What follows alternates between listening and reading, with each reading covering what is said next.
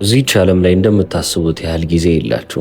ምናልባትም እስከ 80 ዓመት ብትኖሩ ነው። ስለዚህ በ80 ዓመት ምሳሌ ልስጣችሁ። ከዚህ 80 ዓመት ዕድሜያችሁ ውስጥ 27 ዓመታችሁን የምታሳልፉት በአልጋ ላይ ነው። ማለትም ትተኛላችሁ። በቀን 8 ሰዓት ብለን ያዝ ነው።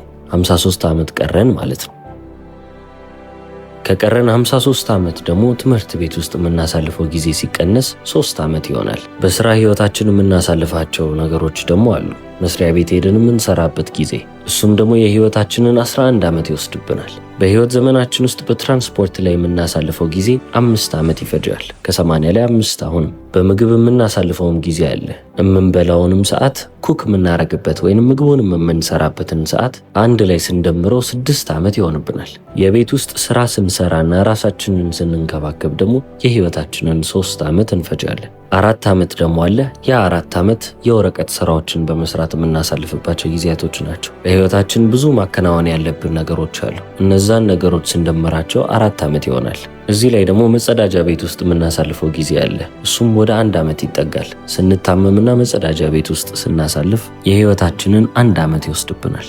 ከዛ በተጨማሪም ደግሞ የመጀመሪያውን የህይወታችንን 3 ዓመት ጨቅላ ሆነን ስለምንኖር እንግዲህ ህፃናቶች ነን፣ ያንንም ደግሞ አሳለፍ ነው አይባልም። ስለዚህ የህይወታችን የመጀመሪያውንም 3 ዓመት አተናል። ታዲያ አሁን እስከ 80 ዓመት ብንኖር ብለን እነዚህን ሁሉ ነገሮች ብንቀንሳቸው ከ15 ዓመት ያነሰ የአዋቂነት ወይንም ደግሞ የአደልት ላይፍ ነው የሚኖረን። ይህንን ጊዜ ነው እንግዲህ እንደፈለግነው የመጠቀም መብት ያለን። ያ ማለትም የሰው ልጅ በቃ ፍሪሊ የሚፈልገውን ምርጫ እየመረጠ ማድረግ የሚችለው በእነዚህ በቀሩት በ15 ዓመታቶች ነው። አሜሪካኖች አንድ ነገር ይላሉ፣ a life well lived is time well spent ይላሉ። ጥሩ ህይወት መኖር ማለት ጊዜውን ጥሩ ነገር ላይ ማውጣት ማለት ነው እንደማለት ነው። ታዲያ ጊዜያችሁንም ጥሩ የሚባል ነገር ላይ ለማውጣት ጥሩ የሚባለው ነገር ምንድን ነው ብሎ ማወቅን ይጠይቃል። ይህ ማለት ምን ማለት ነው? ጊዜን ለምን አይነት ነገር ብትጠቀመው የተሻለ ነው የሚለውን ማወቅ ያስፈልጋል። አሁን እንደዚህ ስናወራው በጣም ቀላል ይመስላል። ነገር ግን ከምናስበውና ከምናገናዘበው በላይ በጣም ከባድ ነው። እስቲ አንድ ምሳሌ እንመልከት። እንበልና አንድ አዲስ ስራ አገኛችሁ። በፊት ከምታገኙት ደሞዝ በ15 በመቶ የሚሻል ደሞዝ ነው ያገኛችሁት። ነገር ግን እዚህ አዲሱ መስሪያ ቤታችሁ ጋር ለመድረስ በፊት ከሚወስድባችሁ ጊዜ ተጨማሪ 30 ደቂቃ ይወስድባችኋል። ታዲያ አሁን ደሞዛችሁ በ15 በመቶ ስላደገ ብቻ ያ ስራ እኔን የበለጠ ያበለጽገኛል ወይንም ወደ ሀብት ይወስደኛል ብላችሁ የምታስቡ ከሆነ ተሳስታችኋል። ጥናቶች እንደሚያመለክቱት ከሆነ 15 በመቶ የደሞዝ ጭማሪ የደስታ መጠናችሁ ላይ ያን ያህል ልዩነት የለውም። ህይወታችሁ ምንም የተለወጠ ያህል አይሰማችሁም ይላሉ። ነገር ግን በትራንስፖርት የምታወጡት ጊዜ በ1 ሰዓት ቢጨምር በአመት ወደ 250 ሰዓታቶችን አባከናችሁ ወይንም ደግሞ በመንገድ ላይ ያሳለፋችሁ ማለት ነው። ይህ ማለት በአመት ውስጥ 10 የሚሆኑ ቀናቶችን በትራንስፖርት ላይ እያባከናችሁ እያጣችሁ ነው።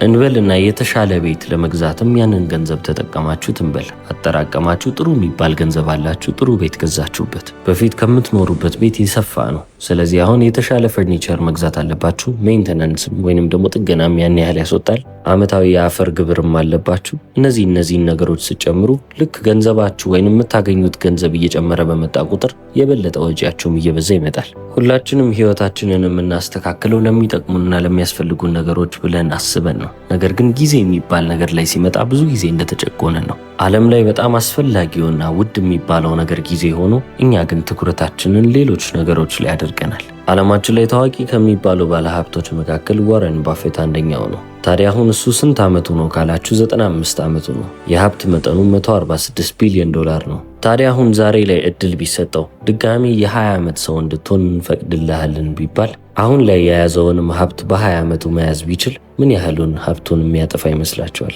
እርግጠኛ ነኝ ሙሉ የሰራውን ነገር ማጥፋቱ አይቀርም። ምክንያቱም የወደደውን ውድ ያለውን ጊዜ አግኝቷልና።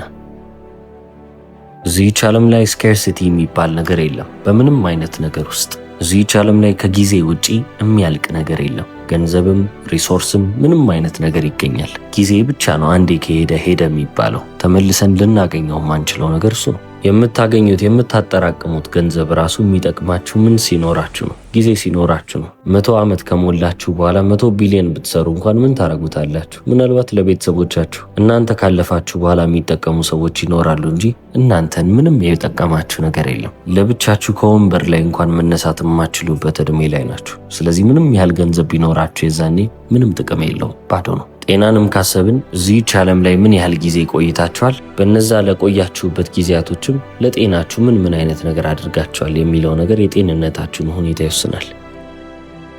እነዚህን ነገሮች ትተን አልፈን እንኳን ስለ ጥበብ ካወራን ስለ ዊዝደም ካወራን እንኳን አሁንም በጊዜ ላይ ነው። አንድ ሰው ጥበበኛ ነው የሚባለው ጊዜን ሲረዳ ነው። በእድሜ ወጣት የሆነ ሰው ወጣ ብሎ በጣም ከሚያማምሩ ሴቶች ጋር ቀንና ማታ እያሳለፈ ቢውል ሰዎችን ለማስደሰትና ሰዎችን ለመማረክ ብሎ ከአቅሙ በላይ የሆነን መኪና ገዝቶ በባንክ ብድር ቢያመቻች በተጨማሪም ደግሞ ምን ያህል ሀብት እንዳለው እያሳየ ቢሄድ ምናልባትም ጥሩ ነገር እያደረገ ይመስለዋል። ይህንን ወጣት ልጅ የሚያደርገውን ነገር ትልቅ ሰው ሲመለከት የማይረባ ነገር እኮ ነው የሚሰራው ሊሉ ይችላሉ።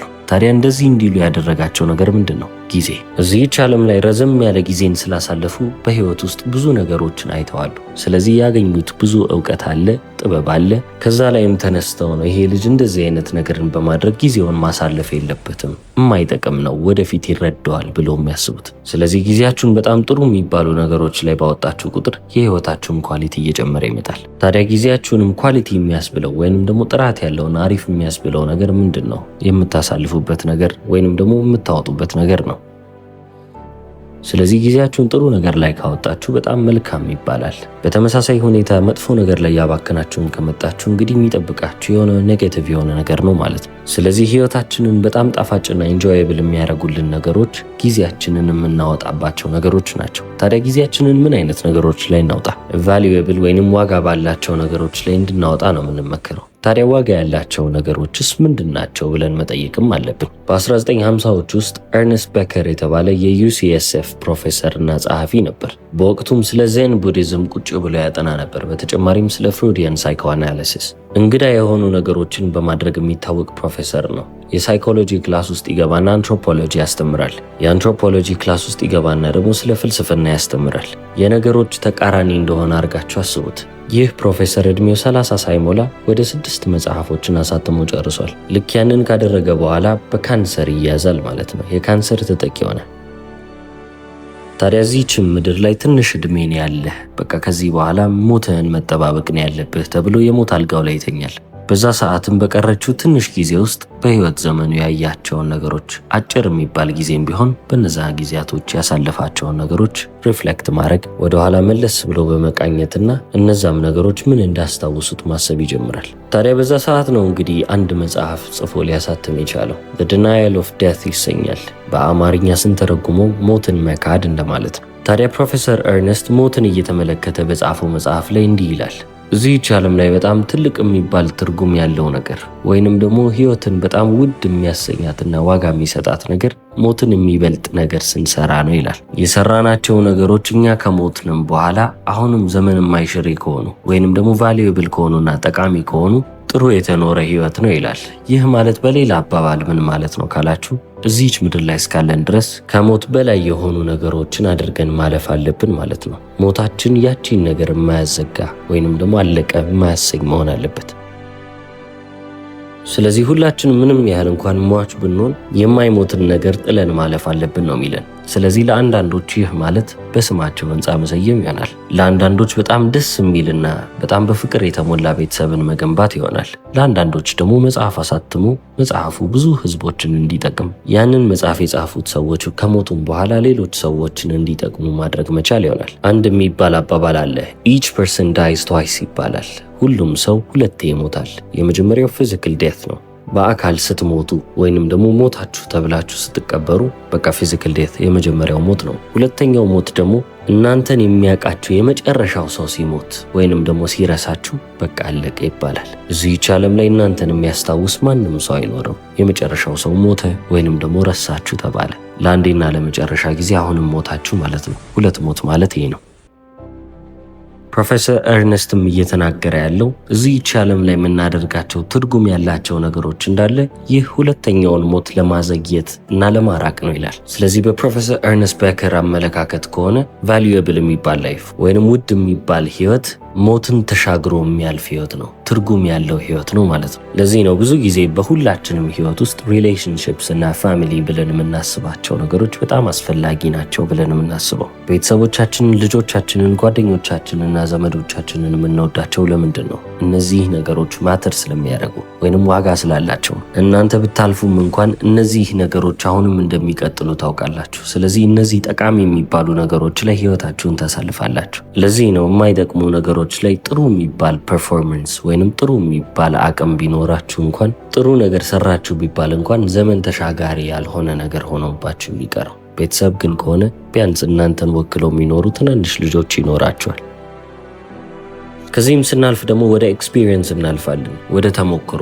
ከተሞክሮዎች ሁሉ በጣም ውድና ትርጉም ያላቸው ተሞክሮች ራሳችንን ትራንሰንድ አድርገን ከራሳችን በልጠን እንድናይ እንድንመለከት የሚያደርጉን ተሞክሮች ናቸው። ታዋቂው አርቲስት ፓብሎ ፒካሶ በአንድ ወቅት እንዲህ ብሎ ተናግሮ ነበር። የህይወታችሁ ዓላማ የህይወታችሁን ስጦታ ማግኘት ነው፣ ነገር ግን የህይወታችሁ ትርጉም ያንን ስጦታ መስጠት ነው ይላል። ሁላችንም እንደምንሞት መቼስ ሚስጥር አይደለም፣ በጣም ግልጽ የሆነ ነገር ነው፣ ምንም እንኳን አንዳንዴ እንደምንሞት ብንረሳው። ስለዚህ በመቃብራችን ላይ የሚያልቁ ነገሮች እንዳሉ ሁሉ መቃብራችን ከተደፈነም በኋላ የሚቆዩ ነገሮች አሉ። በልጆቻችን አይምሮ ውስጥ፣ በባለቤታችን አይምሮ ውስጥ፣ በቤተሰቦቻችን አይምሮ ውስጥ፣ በሁሉም በምናውቃቸው ሰዎች አይምሮ ውስጥ የሚቀር ነገር ይኖራል። ቤተሰብ የለንም እንኳን ቢባል ኢንቨንት ያደረግነው ነገር ካለ በነዛ ነገሮች ውስጥ መቅረቱ አይቀርም። ለምሳሌ አሁን ቶማስ ኤዲሰን ከሞተ በጣም ረጅም ጊዜ ነው። ነገር ግን አምፖልን ስንመለከት፣ ስለ አምፖልን ማመጣት ስንመለከት ቶማስ ኤዲሰንን ማሰባችን አይቀርም። ምክንያቱም እሱ ነው አምፖል የሚባልን ነገር ኢንቨንት ያደረገው።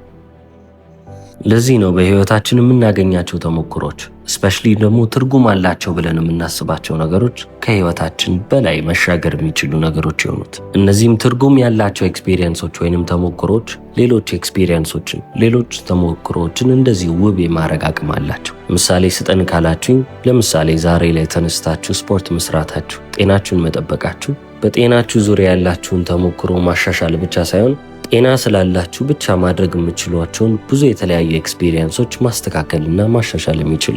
ዛሬ በ20ዎቹ ዕድሜ ውስጥ ተነስቼ መስራቴ፣ መልፋቴ፣ በተጨማሪም ስፖርት መስራቴና ሰውነቴን መጠበቄ በ40ዎቹና በ50ዎቹ ዕድሜዎች ውስጥ የተሻሉ የህይወት ተሞክሮችን እንዳደርግ የሚፈቅድልኝ ነገር ይሆናል። አሁን ላይ ግን ሰውነቴን የማልንከባከብ ከሆነ በ40ና በ50 ዓመቴ ውስጥ ማድረግ የምፈልጋቸውን ሌሎች ተሞክሮች እንዳደርግ የማያደርገኝ ነገሮች ሊመጡብኝ ይችላሉ ማለት ነው።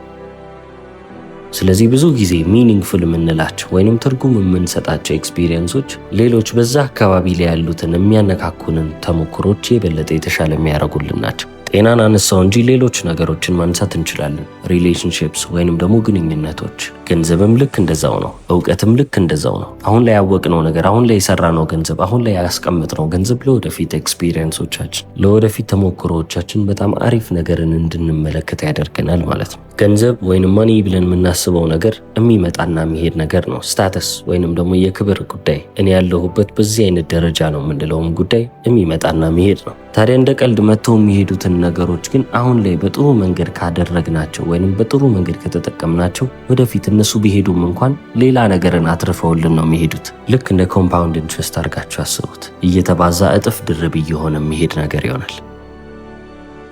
ቅድም ስለ ጤና ስላወራው አሁንም ያቺን ምሳሌ ይዤ ልቀጥል። ዛሬ ጤነኛ በሆናችሁ ቁጥር የበለጠ ጤነኛ የመሆን እድላችሁ ከፍ እያለ ይመጣል። ምክንያቱም ሁሌ ለጤናችሁ እየሰራችሁ። ዛሬ ገንዘባችሁን ሴቭ አድርጋችሁ ኢንቨስት ማድረግ ብትጀምሩ፣ ሁሌም ደግሞ ይህንን ገንዘባችሁን ኢንቨስት ማድረግ እስካላቆማችሁ ድረስ ገንዘባችሁም እየተባዛ እጥፍ ድርብ እየሆነ መሄዱ አይቀርም። ዛሬ ከባለቤታችሁ ጋር በጣም አሪፍ ጊዜን ባሳለፋችሁ ቁጥር ከዚህም በኋላ የምታሳልፉት ጊዜ የበለጠ ትርጉምን እየጣለላችሁ የሚያልፍ ይሆናል። ስለ ክህሎትም ካወራን ዛሬ ላይ አንድ ክህሎት ላይ በደንብ በሰራችሁ ቁጥር ያንን ክህሎትም ደግሞ እስካላቋረጣችሁ ድረስ ወደፊት በዛ ክህሎት ላይ ኤክሰል የማድረጋችሁ ካሰባችሁት በላይ እየጎበዛችሁ መሄዳችሁ በጣም የማይካድ እውነታ ይሆናል። ምክንያቱም ኮምፓውንድ እያደረገ እጥፍ ድርብ እየሆነ ነው የሚሄደው። ልክ እነዚህ ነገሮች ኮምፓውንድ እያደረጉ ወይንም እጥፍ ድርብ እየሆኑ እንደሚሄዱት ሁሉ ጥሩ ብለን የምናስባቸው ነገሮች ናቸው እንግዲህ መጥፎም ብለን የምናስባቸው ነገሮች እንዲሁ ህይወታችንን እያመሰቃቀሉ ይሄዳሉ። ለምሳሌ በየጊዜው መጨነቅ፣ ይሄንን ጭንቀት ማናቆም ከሆነ በየጊዜው የጭንቀት መጠናችን ከፍ እያለ ይመጣል። ስለዚህ ለበሽታ እንጋለጣለን፣ ህይወታችን ምስቅልቅል ይላል። አሁን ላይ ሆነን መኖር አንችልም። ሁሌም ቢሆን ወደ ኋላ እንመለሳለን፣ ወይም ደግሞ አይምሯችን ወደፊት ይሄዳል። ደስታን እያጣን እንመጣለን። በቃ ህይወታችን እንዲህ ብክን ብሎ ይቀራል። ምክንያቱም እንደ ማንኛውም ነገር ብዙ ጊዜ ያሳለፍንበት ነገር ኮምፓውንድ እያደረገ ወይንም እጥፍ ድርብ እየሆነብን ይሄዳል። እጥፍ ድርብ ስል ግን ጥቅማቸው አይደለም፣ ጉዳታቸው ነው የሚመጣው። የበለጠ ህይወታችሁን ባዶ እንዲሆን ምንም አይነት ትርጉም እንዳይሰማችሁና ያንን ድብርት ወደ ህይወታችሁ የሚያመጣባችሁ ነገሮች ናቸው። መጨነቅ ብቻ አይደለም፣ ዲስትራክሽን ወይንም ደግሞ መዘናጋት፣ የማይጠቅሙ ነገሮች ላይ ማሰብ፣ ሰዎችን ለማስደሰት መኖር፣ እነዚህ ሁሉ ነገሮች በኋላ ህይወታችሁን እያመሰቃቀሉ የማትፈልጉትን ነገር የሚያሰጧችሁ ወይንም የሚያስኖሯችሁ ነገሮች ናቸው። ስለዚህ የዛሬው ቪዲዮ ምናልባትም ዋናው መልእክት ስለምን ነበር ካላችሁ ህይወት አጭር ናት። ስለዚህ ቢያንስ በተገቢ ሁኔታ ለመኖር እንሞክር የሚል መልእክት አለው። እስከ መጨረሻው ስለተከታተላችሁኝ አመሰግናለሁ። ቻው።